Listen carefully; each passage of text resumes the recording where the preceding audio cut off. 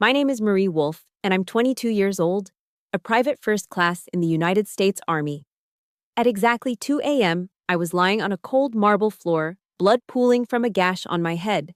The tibia in my right leg snapped at an angle I'd only ever seen in combat medic training manuals. The pain was biblical.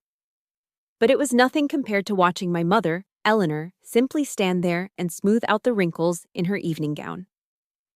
She looked down at me, then over to her politician husband and said, "Clean this up, Marcus. The donors will be here in an hour." "Mom," I rasped. She knelt, her eyes like chips of ice. "You should have signed the papers. Marcus's career is more important." But that wasn't the worst of it. She leaned close to my ear, whispering a terrible secret about my father, Captain David Wolfe, a secret that changed everything. Before I continue my story, please hit the like and subscribe button if you're watching this video. Let me know where you're from in the comments below. The command, "Clean this up," still hung in the air, colder than the Italian marble pressing against my cheek.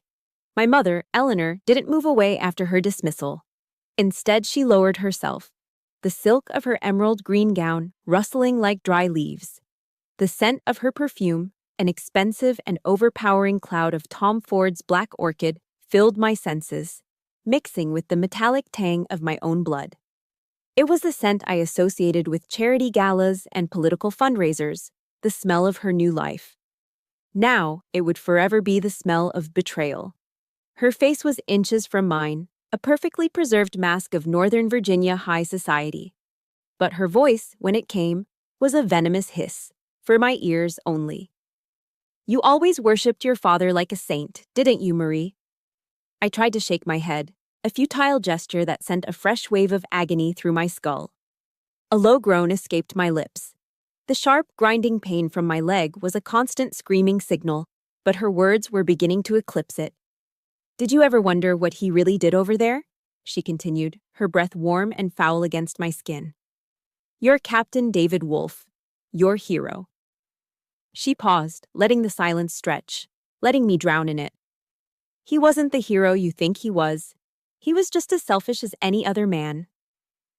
That trust fund he left you, that memorial fund you're so proud of." Her eyes narrowed, and in them, I saw a flicker of something truly evil. Triumph. "That was his penance money," she whispered, the words landing like precise, surgical strikes. "Penance for what he did to your grandmother and me." Each word was a new fracture, not in my bones, but in the very foundation of my soul. Penance money.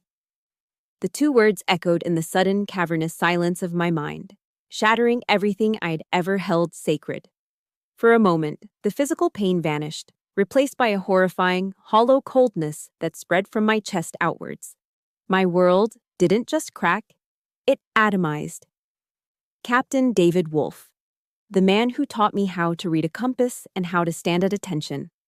The man whose dress blues hung in a protected garment bag in my childhood closet like a holy relic. The man whose framed photo, the one of him awarding me my first sharpshooter badge, sat on my nightstand at the barracks. That man, my North Star, my definition of honor, was suddenly gone. In his place was a stranger, a ghost shrouded in the ugly words of my own mother. Penance for what? What did he do? The question screamed inside my head, but I had no voice to ask it. My gaze drifted past my mother's triumphant face to Marcus. He stood by the grand fireplace, completely unfazed by the broken body of his stepdaughter on his floor. His attention was on his phone. He wasn't calling for an ambulance. He was making a different kind of call. "Yeah, it's Thorne," he said, his voice low and controlled, the voice he used with lobbyists and senators. "We have a situation here at the house. A family matter. I need it handled quietly." "Yes, a domestic disturbance. She had an episode. Unstable. We'll need to manage the narrative." He didn't even know. He had no idea that his wife, in a single act of casual cruelty, had just detonated a bomb far more destructive than a simple, brutal assault. He thought this was about money, about me refusing to sign away my inheritance to fund his next campaign. He was wrong. My mother hadn't just broken my body, she was trying to annihilate my spirit, She was trying to salt the earth of my past so that nothing could ever grow there again. And that was her mistake. Because in that moment of absolute desolation, with the hero of my life dead for a second time, something else flickered to life inside me. It wasn't hope. It was something harder, colder. It was the instinct of a soldier. My training took over, a calm, clear voice cutting through the fog of pain and shock. Assess the situation, identify the threat, neutralize or aggress.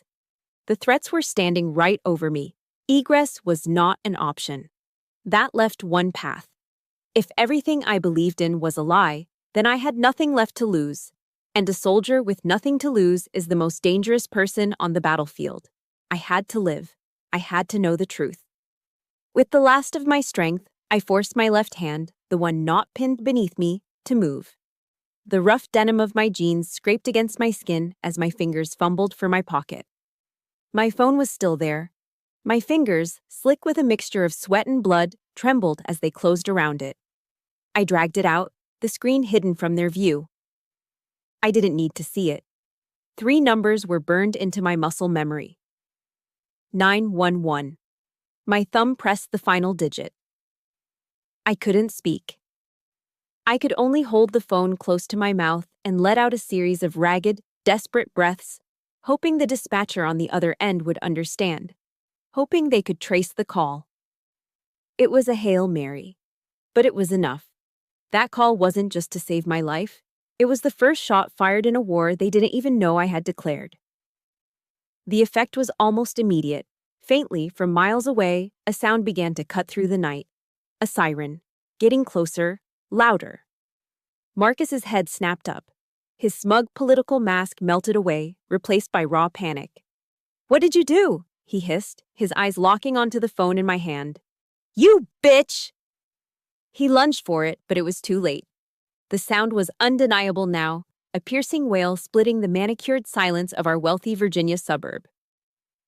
Eleanor stood frozen, her face a ghastly shade of white. The mastermind who had everything planned, the woman who had just tried to poison her own daughter's soul, had made a critical miscalculation. She had underestimated her target. She didn't understand that when you corner a wolf, it doesn't die quietly. It bites back. The flashing red and blue lights of a police cruiser swept through the floor-to-ceiling windows, painting the room in frantic strokes of color. They danced across their horrified faces, illuminating their shock, their fear, their absolute ruin. It was the last thing I saw before the darkness finally took me, and in that darkness, a new image formed. Not my mother's face, not Marcus's. It was my father's face, smiling from an old photograph. But now a shadow was creeping across it, a dark stain of doubt, turning the face of my hero into the face of a stranger. I woke up to the smell of antiseptic and bleach, a sterile scent that could only belong to a military hospital. My world was a landscape of white. White sheets, white walls, white ceiling tiles. A dull, throbbing ache radiated from my right leg, which was encased in a heavy plaster cast and suspended in the air by a web of pulleys and weights. It was a clean, manageable pain. Distant. Nothing compared to the storm raging inside my head. The physical injuries were a footnote. The real wound was the one left by my mother's whisper. Penance money. The words played on a loop, a ghost in the machine of my mind. They had followed me from the cold marble floor into the sterile silence of this room at Walter Reed. My eyes drifted to the wall opposite my bed. Someone, probably a well-meaning nurse, had taped up a photograph there. It was from the day I graduated from basic training at Fort Jackson. My dad was hugging me, his arms strong around my shoulders, his face beaming with a pride so bright it felt like it could light up the world. I was grinning, my face flushed with exhaustion and triumph, my uniform still stiff and new. For years, that photograph had been my proof of worth, my touchstone. Now, staring at it, I saw something different. I saw a stranger wearing my father's face. The pride in his eyes now seemed practiced. The smile on his lips felt like a carefully constructed mask. Was it real? Or was he hiding something behind that perfect, heroic facade? The question was a poison, seeping backward in time, tainting every memory I held dear. The archive of my life was being corrupted, one precious file at a time. My mind drifted away from the sterile room, floating back to a cool autumn morning on Shenandoah Lake. It was our last fishing trip, just a few weeks before his final deployment. I remembered the gentle rocking of the John boat, the crisp Blue Ridge mountain air filling my lungs, the mist curling off the water's surface like smoke. He was teaching me how to bait a hook with a live worm, his large calloused hands surprisingly gentle. He called me Joe, his old Army nickname for me. "Patience, Joe," he'd said, his voice a low, comforting rumble. Sometimes the biggest fish are hiding in the deepest, darkest spots, the ones you gotta work for. At the time, I thought he was just talking about largemouth bass. I thought it was a simple lesson in fishing, in life. Now his words took on a sinister new meaning. Was he talking about himself? Was he trying to tell me that his own depths held a darkness I couldn't see? The memory, once a source of warmth and comfort, now felt like a cryptic warning I had failed to understand. What kind of monster hides in the deepest, darkest part of a man you call your hero? And the letters. I closed my eyes, trying to recall them. Piles of them, sent from dusty FOBs in Afghanistan. The paper thin and worn from the journey.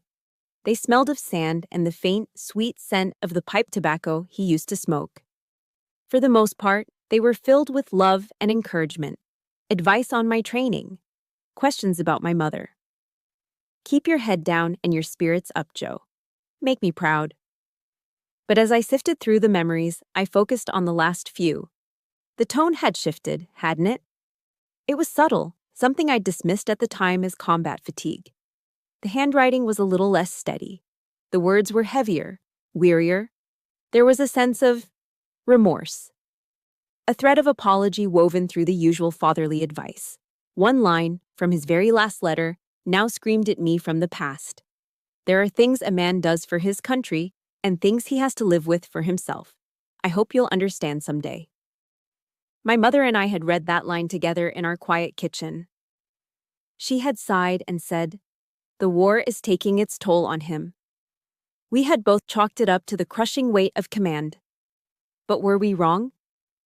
Were we so blinded by our adoration for Captain David Wolfe, the hero, that we missed the confession of David Wolfe, the man? Was he trying to prepare us for a truth he never got the chance to tell? Then my thoughts turned to her, my mother, Eleanor Wolfe Thorne. I conjured the image of her at my father's funeral at Arlington. She stood so tall, a pillar of dignified grief in a black dress, accepting the folded American flag from the honor guard. Her stoicism was legendary. She was the perfect Gold Star widow, an icon of strength and grace for the entire military community. Everyone admired her. I admired her. How could that woman, the woman who bore her grief with such profound honor, be the same creature who stood over my broken body and smoothed her dress? The same monster who used my father's memory as a weapon to destroy me? Which one was the mask? The grieving widow or the cold-hearted socialite? Was her whisper the bitter truth, a secret she had carried for years? Or was it just another lie, a piece of ammunition carefully chosen to manipulate me into signing those papers for Marcus? I was trapped between two realities, two versions of the parents I thought I knew. I was adrift in a sea of broken memories, with no land in sight. Everything was a question. Nothing was certain. I realized then, with a chilling clarity, that before I could ever fight Marcus and his lies, I had to fight a much harder battle. I had to fight the ghosts that now haunted my own past. A soft knock at the door pulled me from my thoughts. A Navy corpsman, a young woman with kind eyes, came in to check my vitals. She smiled gently as she adjusted my IV drip. "You're a tough one, Private," she said softly. "Took a real beating, but you're stable. You're strong, a real fighter." Her words were meant to be a comfort, a compliment, but they landed like a punch to the gut. A fighter? I thought, as she bustled out of the room, leaving me alone with the silence again. I don't even know what I'm fighting for anymore. The question lingered long after the corpsman left. What am I fighting for? In the days that followed, the answer became brutally clear. I was fighting for my own sanity, on a battlefield far more insidious than any I had trained for. While my leg was slowly healing in the sterile confines of Walter Reed, Marcus Thorne had launched a second offensive. It started with the DC tabloids. Anonymous sources close to the family began feeding them a carefully crafted narrative. I'd be scrolling through the news on my phone, and there it would be, a headline designed to plant a seed of doubt. Politico's stepdaughter in disturbed home incident. They never printed outright lies, just poisonous suggestions. They painted a picture of a troubled young soldier, struggling with the psychological aftermath of service, who had overreacted during a heated family dispute over finances. They called me the unstable daughter. Marcus, of course, was portrayed as the patient stepfather, trying to get her the help she needs. He was weaponizing my service against me, twisting the uniform I wore with honor into a symbol of mental instability. Every sacrifice I'd endured for my country was now being used as evidence to discredit me. Then came the legal battle. It was a slow, grinding war of attrition. Marcus's high-priced lawyers filed motion after motion to delay the proceedings. Their primary tactic was to attack my credibility, filing a formal request for a full psychiatric evaluation. They wanted to put my mind on trial, not my stepfather's actions. The interviews with the detectives were the worst. There was a subtle, corrosive skepticism in their questions. One of them, a detective with tired eyes, leaned forward in the uncomfortable hospital chair. "Ms. Wolfe," he said, calling me Ms. instead of private, subtly stripping me of my military identity. "In your statement, you said the argument was escalating. Why didn't you just leave?" I stared at him, my throat tight. It was my home. Where was I supposed to go? "You've had combat training, correct?" Another detective chimed in. "How did you end up with such a severe injury if you're a trained soldier?" They didn't get it. They couldn't understand that the most dangerous enemy isn't the one you see coming from a mile away. It's the one who has shared meals with you. Their questions, laced with victim blaming, made me feel like I was the one who had done something wrong. The system's cold indifference was a second assault. My days fell into a grueling routine. Physical therapy was a special kind of hell. The PT room was a large open space filled with the sounds of grunts, weights clanking, and the quiet, determined hum of soldiers trying to piece their bodies back together. It was a room full of heroes.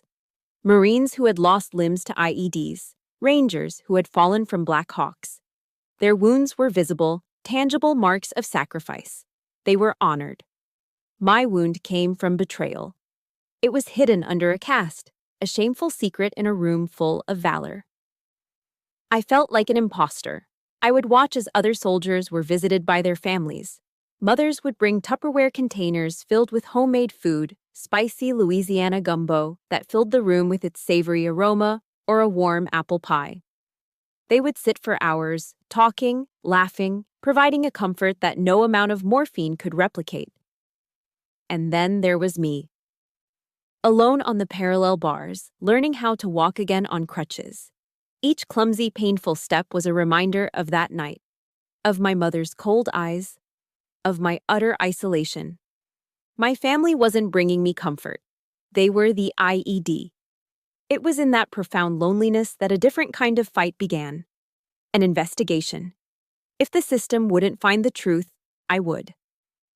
I started with my father's old unit, calling the men he had served with, their numbers pulled from an old address book. The first few calls were dead ends. Most were polite but distant, making it clear they didn't want to get involved in a messy family drama involving a powerful politician. But I kept dialing. Finally, I reached a name near the bottom of the list, Frank Miller, a retired master sergeant who had been my father's platoon sergeant for years. His voice was gravelly and cautious. "Marie, your dad was a good man," he said. "But some things that happen in a war zone, they're best left there. People back home can't ever understand." "I'm not people back home, Master Sergeant," I said, my voice steady. "I'm a soldier, and his daughter, and they're trying to destroy his name. Please, I just need to understand." There was a long silence on the other end of the line. I could hear him take a long, slow drag from a cigarette.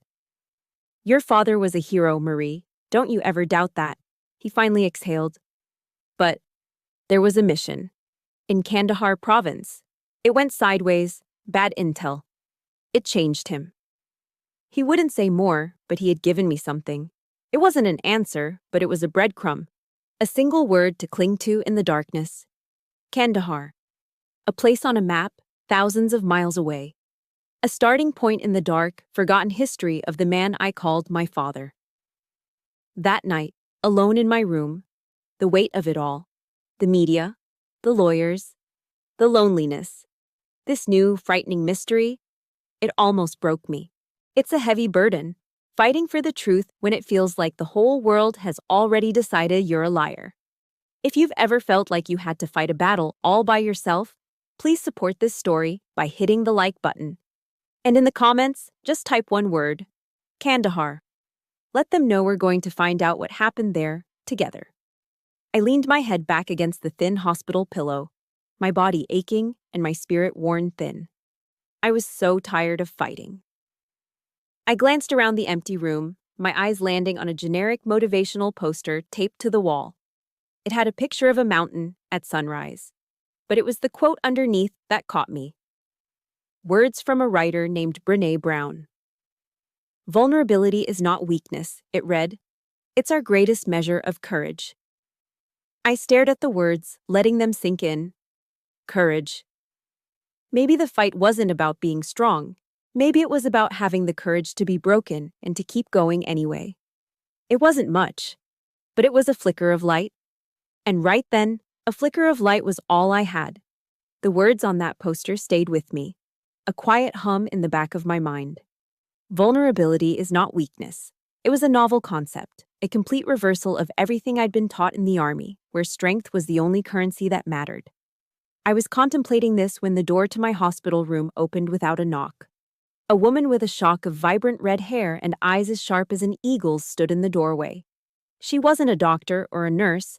She carried a worn leather briefcase instead of a clipboard, and her tailored blazer meant business. "Private First Class Wolf?" she asked, her voice clear and direct. I nodded slowly. "My name is Jessica Riley. I'm with the Veterans Consortium." She walked in, placing her briefcase on the visitor's chair with a decisive thud. "I read about your situation in the papers," she said, her expression somewhere between irritated and amused. "Those garbage articles. I spent 10 years as a JAG officer. I can smell political maneuvering from a mile away." For the first time in weeks, someone looked at me without pity or suspicion. They didn't see a broken victim or an unstable soldier. Jessica Riley looked at me and saw a case. She saw a fight. It was the most comforting thing I'd felt in a long time. "I'm here to offer our services pro bono," she continued, opening her briefcase. "That is, if you want to fight back. And from what I've read between the lines of that trash, my gut tells me you do. Hope is a dangerous thing when you have none." It felt like a trick. "Why?" I asked, my voice raspy from disuse. "Why would you help me?" Jessica paused, her sharp gaze softening for just a fraction of a second. "Because I've seen men like Marcus Thorne my entire career. Men who wrap themselves in the flag while they abuse the very people sworn to protect it. And because no soldier should ever have to fight a battle on the home front alone." So I told her everything. The words came spilling out, a torrent of pain and confusion I'd held inside for too long. I told her about the argument, the assault, Marcus's calm phone call to his fixer. And then, my voice dropping to a near whisper, I told her about my mother. I told her the secret Eleanor had hissed into my ear, the terrible poison about my father being selfish, about his legacy being built on penance money. I braced myself for the inevitable skepticism, for the gentle questions about whether I might have misheard or if the trauma had confused me. It's what the detectives had implied. It's what I had started to fear myself. But Jessica just listened. She didn't interrupt. She nodded, her pen scratching across a yellow legal pad, capturing the details of my nightmare. When I finished, the room was heavy with silence. I couldn't bring myself to look at her, afraid of what I might see in her eyes. She reached across the small table and gently tapped my hand. I flinched, but then looked up. She was looking right at me, her expression unyielding. "I believe you," she said. 3 words. That's all it took. 3 simple words that did what no amount of physical therapy or painkillers could. They began to set the fractured pieces of my spirit back into place. A wall of ice I didn't even know I had built around my heart cracked and then shattered. The tears I had refused to shed, the tears I had deemed a weakness, finally came. They weren't tears of sadness or self-pity. They were tears of pure, unadulterated relief. Jessica became more than my lawyer. In the days that followed, she became my lifeline. She became the big sister I never had, the commanding officer I desperately needed. She brought me case files to read instead of celebrity magazines. She brought me actual decent coffee from a local shop in Bethesda, not the lukewarm dishwater the hospital served.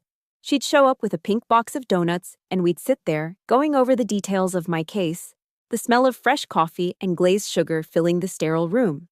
She told me about the Brené Brown quote on the poster. She explained that vulnerability wasn't about being weak, but about having the courage to show up and be seen when you have no control over the outcome. For the first time, I felt seen.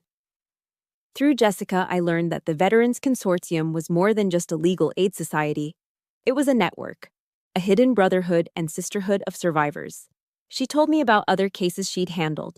A Marine sergeant fighting for custody of his kids against an abusive wife with political connections, an Air Force captain whose CO was trying to bury her sexual harassment claim.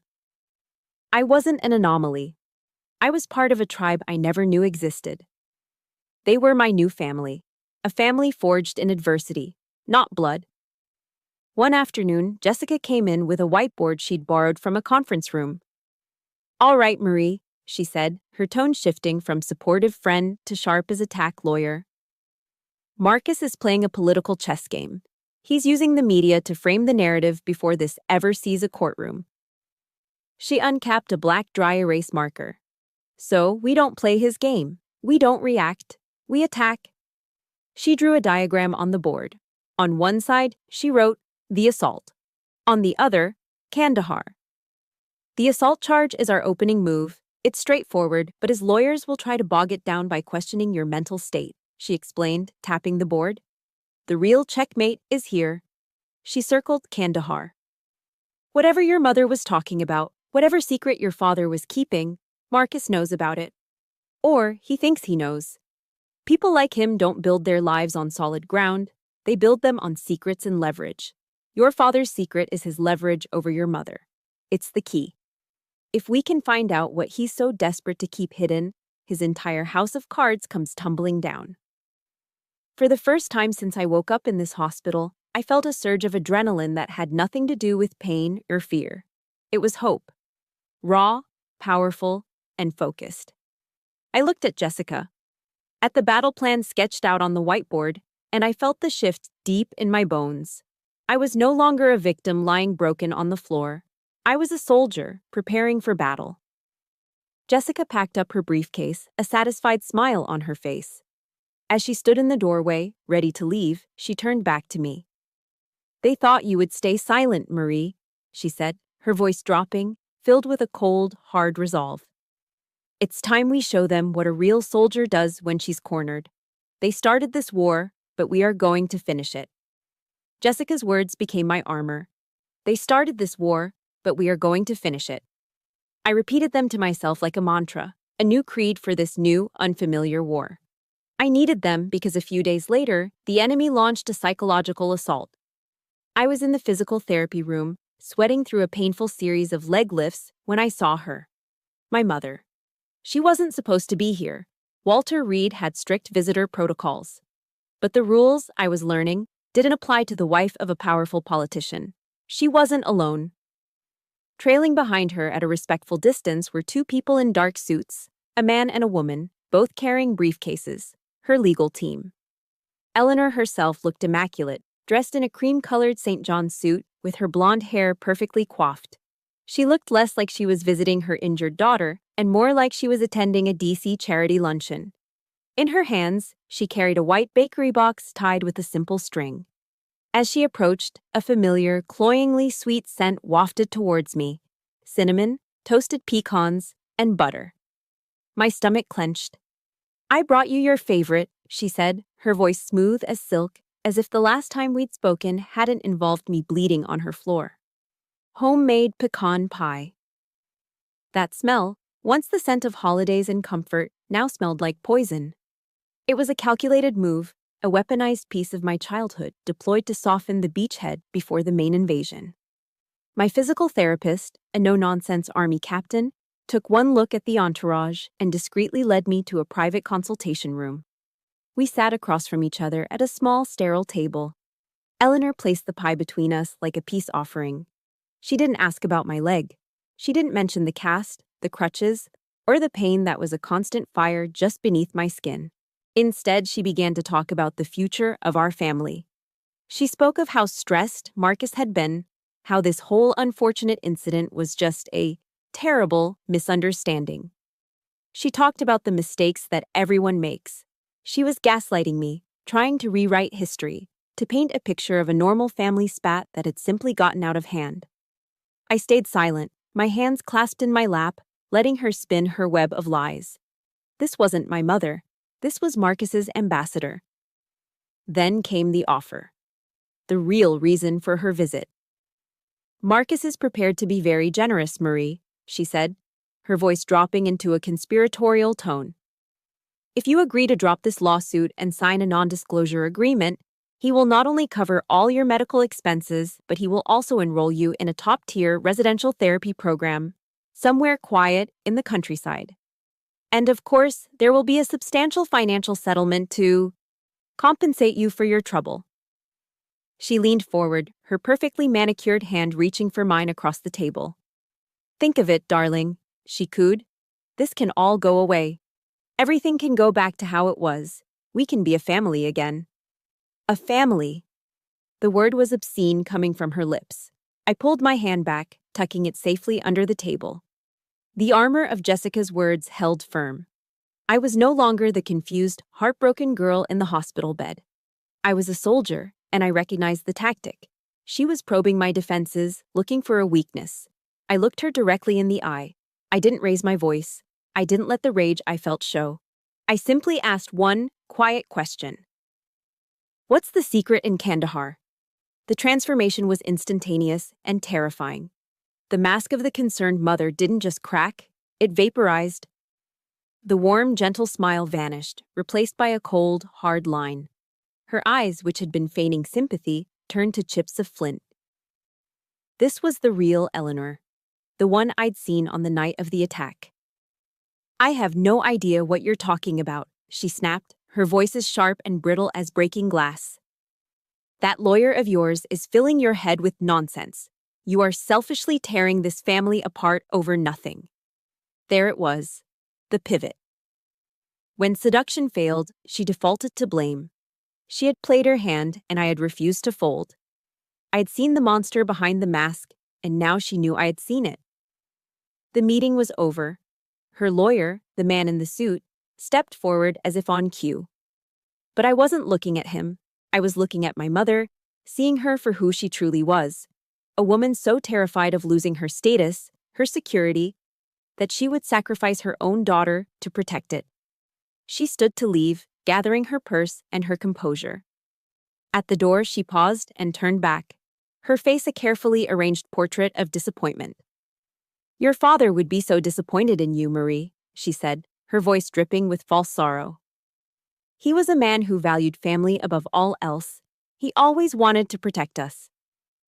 She let the words hang in the air for a moment. Don't do something you'll live to regret. It wasn't advice. It was a threat. A final, desperate volley using the most powerful weapon in her arsenal, the memory of my father. She was holding his legacy hostage, warning me that if I continued, I would be the one to destroy it.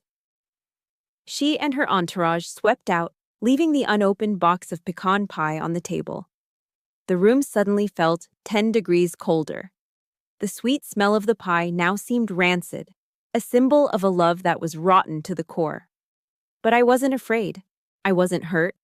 The ice in my veins had been replaced by a slow-burning fire. She thought she was warning me, but all she had done was confirm what Jessica and I already suspected. Kandahar wasn't nothing. It was everything. And they were terrified of me finding out what it was. The pecan pie remained on the table, a monument to my mother's failed mission. I had a nurse throw it away. I knew the fight wasn't over, but I thought I would at least have a moment of peace. I was wrong. The next morning, a package arrived from a courier. It was a small, unassuming cardboard box with my mother's elegant handwriting on the label. My hands were steady as I opened it. Inside, nestled in tissue paper, was Barnaby. He was a threadbare teddy bear, a gift from my father before his last deployment. His fur was worn down to the nub in places, one of his button eyes was missing, and his stitched smile was crooked. He was the most precious thing I owned. He was my last tangible link to the man who was my hero. I lifted him out. And then I saw it. A dark, ugly stain marring the faded brown fur of his belly.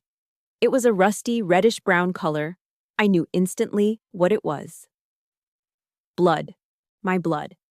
From the night on the marble floor. She had taken him. She had deliberately dipped this sacred object of my childhood into the evidence of her own crime. My stomach turned with a violent wave of nausea and disgust. Tucked under his arm was a small cream-colored note card, the kind my mother used for thank you letters. In her perfect looping cursive, she had written 5 words. Don't destroy what's left of him. It wasn't a plea. It wasn't a reminder. It was psychological warfare of the highest order. She was desecrating a sacred memory to threaten me. A cold, clean rage, unlike anything I'd ever felt before, began to build in my chest. As if on cue, my phone rang. It was Jessica. Her voice was all business, stripped of its usual warmth. Marie, I just got a call from a contact at the Pentagon, she said, her tone grim. Senator Thorne's office has filed a formal inquiry with the Department of the Army. They're requesting a review of your medical and service records, citing concerns for the psychological stability of an active duty soldier. I went numb. The teddy bear felt heavy in my hands, a profane idol. This was his final assault. He wasn't just trying to win in court, he was trying to erase me. He was going after the one thing I had left that was truly mine, my career, my honor, my identity as a soldier in the United States Army. He wanted to have me declared mentally unfit, a damaged veteran, so that no one, not a jury, not the press, not my own command, would ever believe a word I said. It was a kill shot, aimed directly at my soul. I stood there, in the silence of my hospital room, the blood-stained bear in one hand and the phone in the other. And in that moment, something inside me snapped. Not in a frantic, out-of-control way. It was a clean, sharp break. The fear, the pain, the doubt, the grief that had been my constant companions for weeks, they all evaporated. All that remained was a chilling, absolute clarity.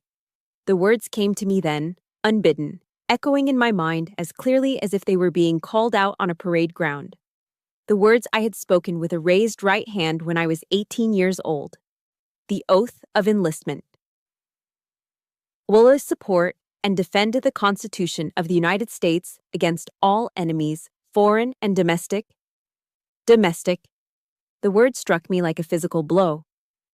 Marcus Thorne. A man who used his power to silence and abuse.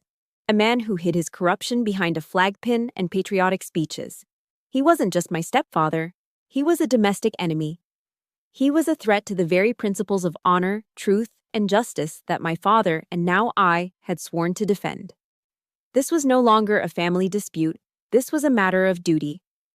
Jessica, stay on the line, I said, my voice low and even. With my free hand, I pulled up my contacts and found his private number. My thumb was rock steady as I pressed the call button. He answered on the second ring, his voice oozing a smug, condescending concern. Marie, I'm glad you called. I hope you've had time to think things over. I cut him off. There was no rage in my voice, only ice. Listen to me very carefully, Senator, I said. The title was a deliberate choice, a weapon to establish the new terms of our engagement. You just made a fatal mistake. There was a surprised silence on his end. I continued, my words measured and precise, each one a perfectly aimed shot. You attacked a soldier of the United States Army. You defiled the legacy of a fallen officer to blackmail his daughter. This was never about the money, and you know it. This is about honor. And I swear to you, on the memory of the man you are trying to tarnish, that I will use everything I have and everything I am to expose you for exactly what you are." I paused, letting the weight of my promise settle in the silence. The game is over. And before he could form a single syllable of a reply, I ended the call. My heart was hammering against my ribs, not from fear, but from a wild, exhilarating sense of liberation. The line had been drawn. The battle was joined. I had made my stand. If you believe that a soldier's honor is worth fighting for, hit that like button right now. And in the comments, I want you to write the 2 words that changed everything for me. Domestic enemy. Let's show them we're not backing down.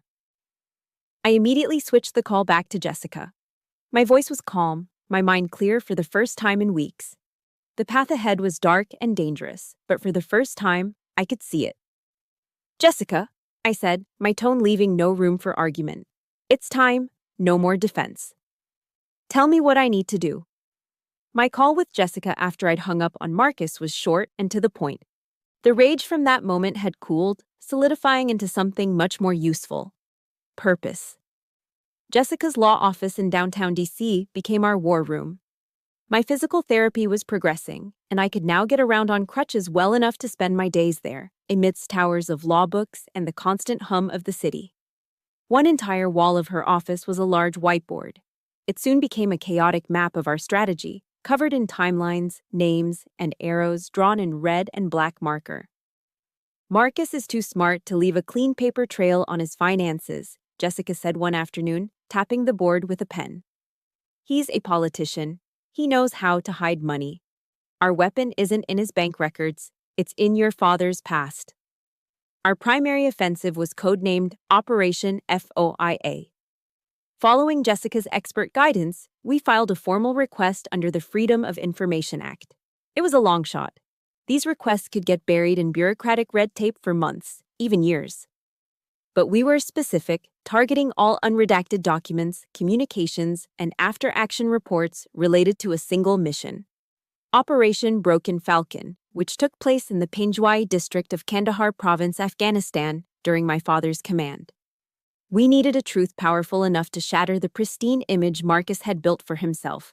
While we waited for the wheels of government to grind, I focused on the human element. I went to find Master Sergeant Frank Miller. I met him at a VFW post in a quiet, working-class suburb in Maryland. The place smelled of stale beer, fried food, and old memories. The air was thick with the ghosts of forgotten wars. Frank was sitting alone at the bar, nursing a Coors Light, his eyes fixed on the muted baseball game playing on the overhead TV. He looked older than I remembered, the years having carved deep lines into his face. At first, he shut me down. "Some things are better left buried, kid," he said, his voice a low, gravelly rumble. He wouldn't look at me, keeping his gaze locked on the television. "That's the price of it." I didn't argue. I didn't push. I just slid a photo across the bar towards him. It was a worn picture of him and my dad, arms slung around each other's shoulders, grinning in front of a dusty Humvee somewhere in the desert. 2 young men a lifetime ago. "He thought of you as a brother, Sergeant," I said quietly. "And now my mother and her new husband are using a secret from that time to destroy everything he was, to destroy me. I'm not asking you to betray the army. I'm asking you to help me protect a soldier's honor." He stared at the photo for a long time. Finally, he sighed, a heavy rattling sound, and turned away from the TV.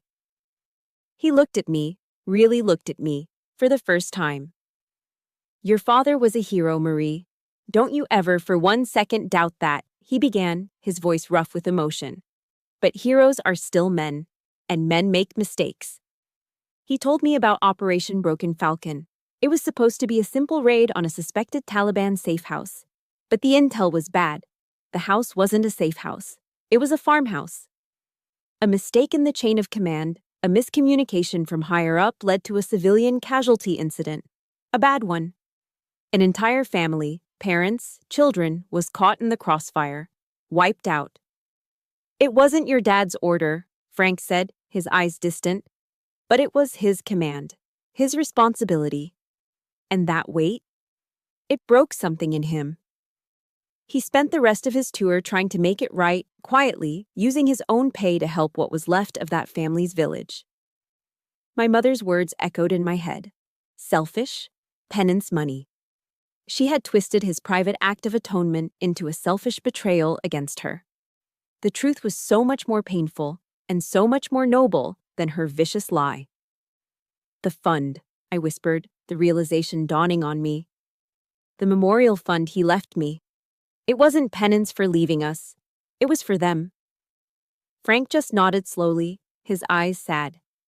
He told me there was a young specialist in their unit, a communications guy who had documented the entire incident on a personal hard drive. Interviews, photos, the works.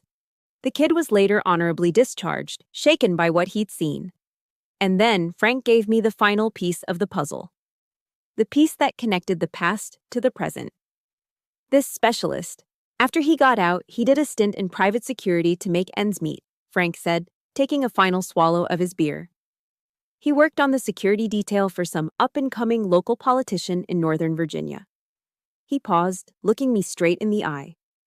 A guy named Marcus Thorne. The air left my lungs. The noisy VFW hall seemed to go silent. An icy chill spread through my body, cold and sharp. It all clicked into place. The young soldier, burdened by a terrible secret, gets a job and, maybe in a moment of weakness or misplaced trust, confides in his charismatic new boss. Marcus knew. He didn't just suspect. He knew everything. He had been holding this information, this terrible, tragic secret from the very beginning. He had used it to control my mother, to bend her to his will. He had married a Gold Star widow, not out of love, but for the political capital, all while holding the weapon that could destroy her hero's legacy. My grief for my father was suddenly eclipsed by a white-hot, focused rage. He wasn't a flawed hero. He was a good man who had been haunted. And Marcus Thorne had taken that haunting, that private pain, and twisted it into a tool for his own ambition. A week later, I got a call from Jessica. Her voice was electric. Marie, you're not going to believe this. Our FOIA request, it was fast-tracked. Someone from inside the Pentagon pushed it through. That evening, she came to my small, temporary apartment near the hospital. She was holding a single black USB flash drive. Here it is, Marie, she said, her expression serious.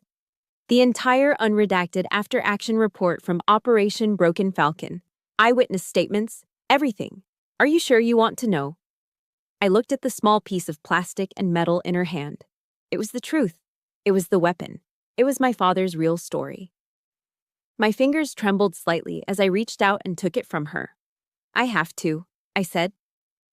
The annual Gold Star family's tribute gala was Marcus Thorne's crowning achievement. It was held in the grand ballroom of the Hay Adams Hotel in D.C., a room dripping with crystal chandeliers and political power.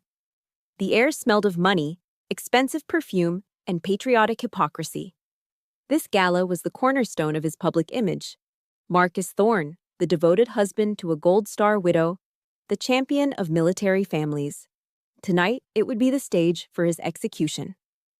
I watched a live feed from a car parked across the street as Marcus took the stage, bathed in the warm glow of the spotlight. He looked every bit the statesman, his smile perfectly calibrated for the cameras. He began his speech, his voice resonating with practiced sincerity, filled with platitudes about sacrifice, honor, and the debt we owe our fallen heroes. He had no idea he was a dead man walking. He didn't know that at that very moment, Jessica Riley, sitting in a coffee shop 2 blocks away, was hitting send on an email. The recipients were the bureau chiefs and senior political reporters for every major news outlet sitting in that ballroom. Attached was a password-protected file, a digital bomb. Inside was the unredacted report on Operation Broken Falcon, a sworn affidavit from Master Sergeant Frank Miller, and a detailed summary, complete with bank records, showing how Marcus had used this information to financially control my mother. Marcus was nearing the emotional crescendo of his speech. And so we honor those who gave their all. He boomed, his arms outstretched. That was my cue. I got out of the car. I was wearing my Army service uniform, the formal dress blues, perfectly pressed, the brass on my belt buckle gleaming. My ribbons were aligned with military precision. I was no longer using a wheelchair, but I still needed a single black aluminum crutch to support my right leg. I walked through the hotel lobby, the faces of lobbyists and political aides turning to stare. I didn't look at them. My eyes were fixed on the ballroom doors. An usher tried to stop me, asking for my invitation.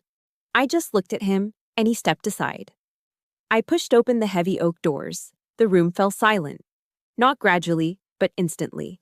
As if a switch had been flipped, hundreds of conversations died mid-sentence. The clinking of champagne glasses stopped. Every head in that room, every camera from the local news affiliates swiveled in my direction. On stage, Marcus froze. His practiced smile froze. His words died in his throat. He stared at me, his eyes wide with a confusion that was rapidly curdling into panic. I saw my mother at the head table, resplendent in a navy blue gown. The color drained from her face, leaving it a ghastly, chalk-white mask. She looked like a ghost. I didn't say a word. I just began to walk towards the stage, my pace slow and deliberate. The only sound in the vast, silent ballroom was the rhythmic, echoing thump. Click, thump, click, of my crutch and my good foot on the polished marble floor. It was the sound of a clock ticking down. It was the sound of a fuse burning. I stopped at the foot of the stage, my eyes locked on Marcus. I didn't have to say anything.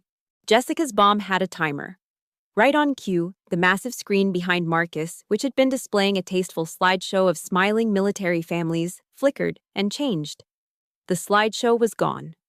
In its place, a single audio file appeared, its waveform pulsing like a heartbeat. Then, his voice filled the ballroom, amplified by the state-of-the-art sound system. I hope you've had time to think things over. It was the recording of my final call with him. His smug, condescending tone was unmistakable. Then came my voice, cold and clear. You attacked a soldier of the United States Army. Gasps rippled through the crowd. Before the recording even finished, the screen changed again. Now, it displayed scanned pages of the official, once classified report from Kandahar. Key phrases were highlighted in red. Civilian casualties. Error in command chain. Collateral damage assessment. At the same instant, a new sound filled the room. A synchronized vibration. It was the phones of every journalist in attendance, buzzing and lighting up with the notification of Jessica's email. The password was simple. Kandahar. Marcus's empire was collapsing in real time, on live television. He finally broke from his paralysis, frantically waving at the audio-visual technicians at the back of the room. "Shut it off! Shut that off now!" he yelled, his voice cracking, the statesman's mask completely gone. But it was too late. The screen changed one last time. It now showed a video. A pre-recorded deposition of a man in his early 40s, his face etched with a pain that time had not erased. It was the communications specialist from my father's unit. "My name is Kevin Price," he said, his voice quiet but firm. "And I need to tell you what really happened during Operation Broken Falcon, and how Senator Thorne used that information against Captain Wolf's family." The quiet murmurs in the ballroom erupted into a roar. Reporters were scrambling, shouting questions, their phones held up to record the chaos.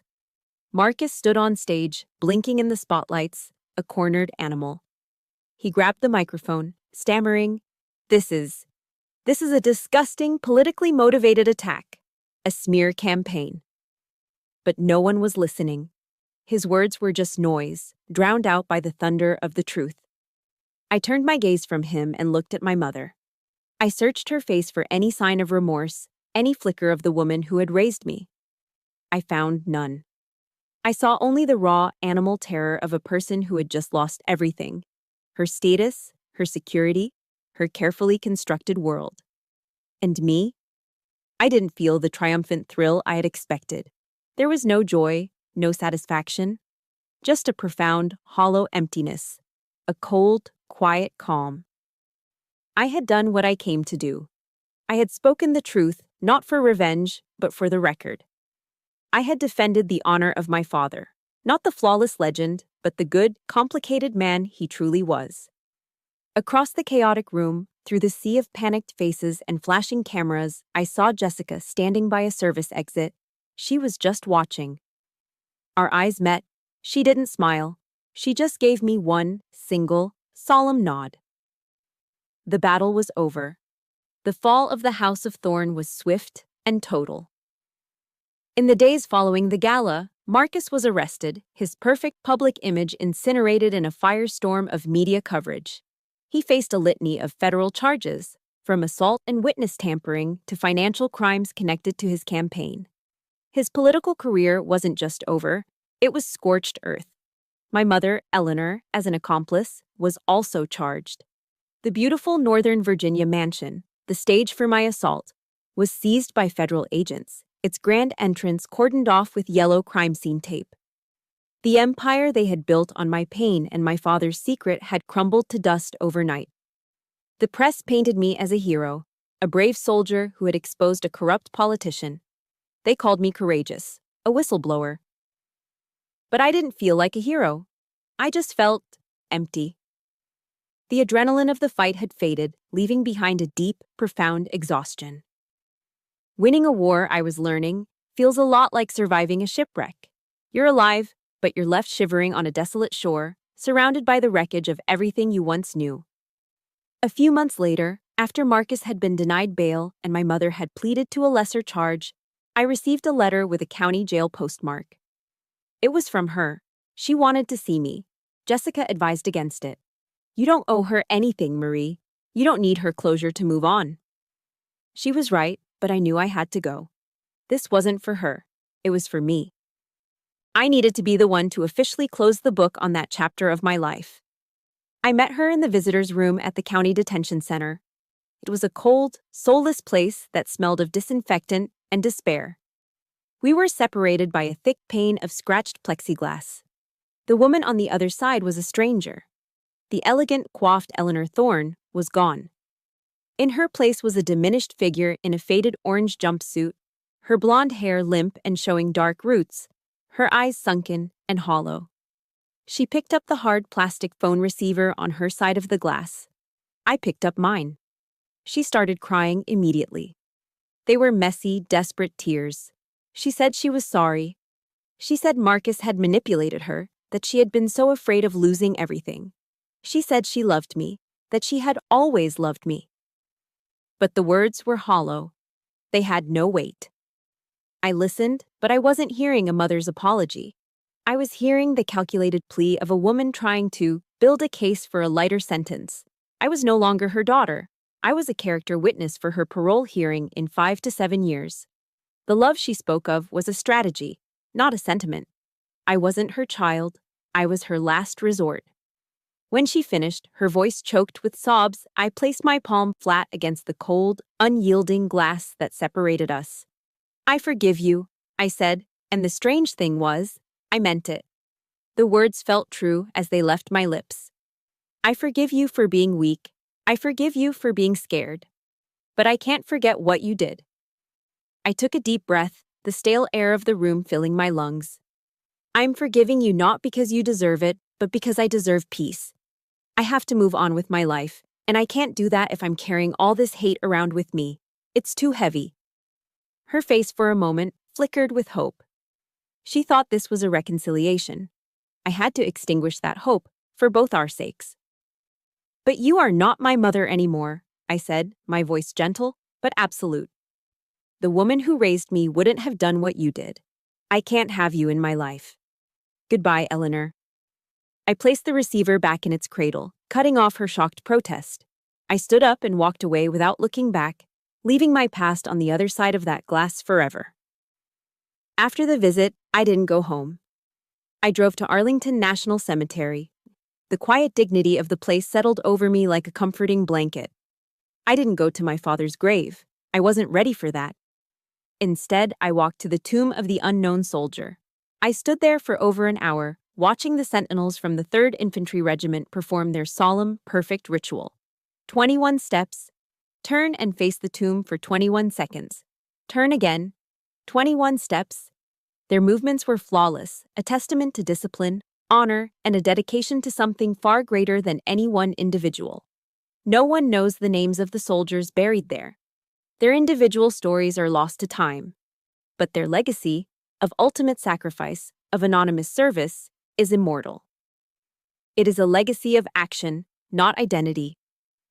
And I realized my father was the same. The flawed truth of Kandahar didn't erase his sacrifice.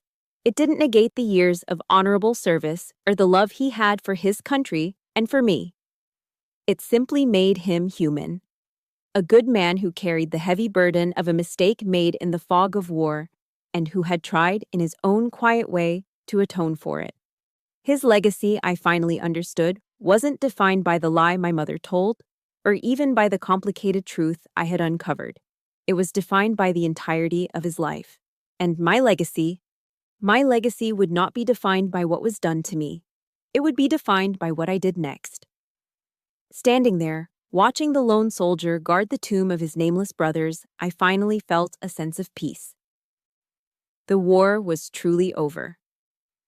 Now I had to figure out how to live in the world I'd fought to create. Standing at the tomb of the unknown soldier, I realized that legacy isn't something you inherit in a will. It's something you build with your life. After my leg fully healed, I stood at a crossroads. I had every reason to take a medical discharge, to leave the army and the painful memories behind, and build a quiet civilian life. Part of me wanted that. But I chose to stay. The army, with all its flaws, was my true family. The brotherhood and sisterhood I had with my fellow soldiers was more real and dependable than the blood ties that had betrayed me. But I couldn't go back to being the same soldier I was before. My path had changed. I applied for officer candidate school. After earning my commission as a second lieutenant, I chose my assignment. I requested to be detailed to the Army's SHARP program, the Sexual Harassment and Assault Response and Prevention Branch. I wanted to become the person I had so desperately needed in the darkest days of my own crisis. Someone who would listen without judgment, who would believe without hesitation, and who would fight for the soldiers suffering in silence. The thick, jagged scar on my right shin was no longer a mark of weakness. It was a map. It was a reminder of my mission. My father's memorial fund, the one my mother had tried to poison with her lies, was still intact. It was a substantial amount of money, but I knew my dad, the real man I had come to understand, would never want me to keep it just for myself. His act of atonement for the people in Kandahar had to become a living legacy, not just a number in a bank account. So, Jessica and I started a new mission together. We used the fund as seed money to establish a nonprofit organization. We called it the Wolfpack Shield. Our mission is simple. We provide free legal services, trauma counseling, and emergency shelter for military spouses and children who are victims of domestic abuse. We fight for the silent victims in a community that prizes strength and often mistakes silence for resilience. We exist to be the shield for those who feel defenseless against an enemy living inside their own home. I'll never forget our first case. A young woman, the wife of a decorated officer, came to our small office in Arlington. She had a faint purple bruise on her cheekbone, skillfully hidden under a thick layer of concealer. Her hands trembled in her lap. She was terrified, and she kept repeating the same phrase over and over. "I don't want to ruin his career." It was the mantra of the abused, the chain that kept them shackled to their tormentors. I didn't sit across from her as an army officer or the director of a nonprofit. I pulled up a chair beside her, knee to knee, and I sat there simply as Marie. And I told her my story. I told her everything. About the marble floor, my mother's coldness, the blood-stained teddy bear, and the long, lonely road back. When I finished, she looked at me. And through her tears, I saw something shift in her eyes. It was a tiny spark, but it was there. Hope. "I'm not alone," she whispered, the words barely audible. "No," I said, my voice full of a certainty that came from the deepest part of my soul. "You are not alone." In that moment, I understood what the author Viktor Frankl meant when he wrote that man's search is not for happiness, but for meaning. My life wasn't happy in the traditional sense. It was scarred, but it was, for the first time, profoundly meaningful. This morning, I went for a run along the Potomac River. The air was cool and crisp, and the sun was just beginning to rise, painting the sky in shades of orange and pink behind the Washington Monument. As I ran, my right leg felt strong and sure beneath me. I no longer feel the burning hatred for Marcus or the hollow ache of my mother's betrayal. They are just ghosts now, characters in a chapter of my life that has long since ended. Their power over me is gone. My life is full now. My family is Jessica, who argues with me about football on Sundays. It's my platoon, the young soldiers I lead and protect. It's the women and children of the Wolfpack Shield, whose courage inspires me every single day. My father left me a legacy of honor. It was a foundation. But I have built a new legacy on top of it, brick by painful brick. A legacy of healing, a legacy of hope. My name is Marie Wolf. I am a survivor, I am a soldier, and my story is just beginning. Thank you for listening to my journey. Every survivor has a story, and more importantly, a legacy they are building every single day. If this story resonated with you, I want you to leave a comment with just one word: legacy. It's a quiet promise to yourself and to this community that your story isn't defined by your past, but by what you choose to build next. Please like this video to help it reach others who might need to hear they are not alone, and subscribe for more stories of strength and survival. Stay strong,